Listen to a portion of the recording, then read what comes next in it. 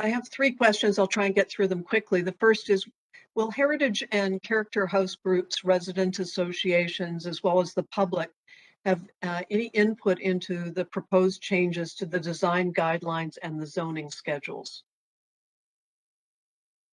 So that is that's part of our recommendations also, and I know Jason is here and Marie might be able to help us with this.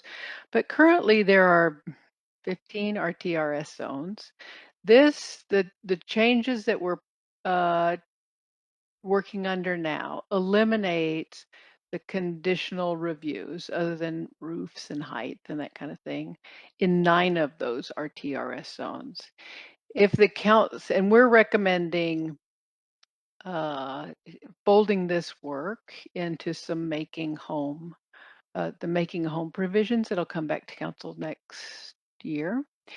However, if council wanted to move forward with making these changes permanently, they could do so now. We could prepare that bylaw, but there has not been public consultation on that, on those changes.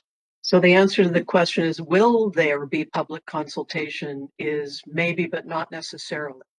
If the council directs staff to prepare the bylaw and bring it forward, the bylaw change would be a public hearing, but that would be the only consultation, and unless council wanted to give us direction otherwise.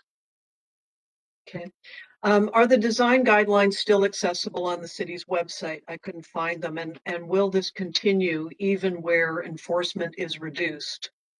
I don't believe that we've made any changes to the website. Jason, please correct me if I'm wrong about that. The reason is designers should have access to the design guidelines to hopefully get voluntary compliance. Yeah, yes, they're still on the website. They're also available. So that will be maintained then. Yes. Okay, then. Unless the bylaw repeals them, of course, we'll take them down at that point.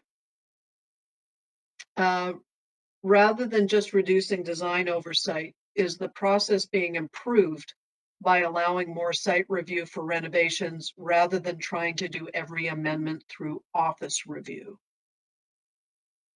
So more site review versus more office review. Thank you for I think I can take that if you like. Theresa, is that in reference to just small renovation projects or just all projects in general? I think it's for renovations primarily. So we historically have had an over-the-counter program that was referenced earlier today. The over-the-counter program has become more complex over the years. So this new initiative, the straight to inspections, is sort of bringing back that over-the-counter process where it simply goes from the first person who reviews the application right to the inspector in the field. So it's really cutting out that permit processing piece of the process. So significantly saving time. But what happens to the site review? So that's done by the initial point of contact. That's done at that time, and then they would hand it over to the inspector, who would then go out and validate on site the work that's proposed. Right. Thank you very much.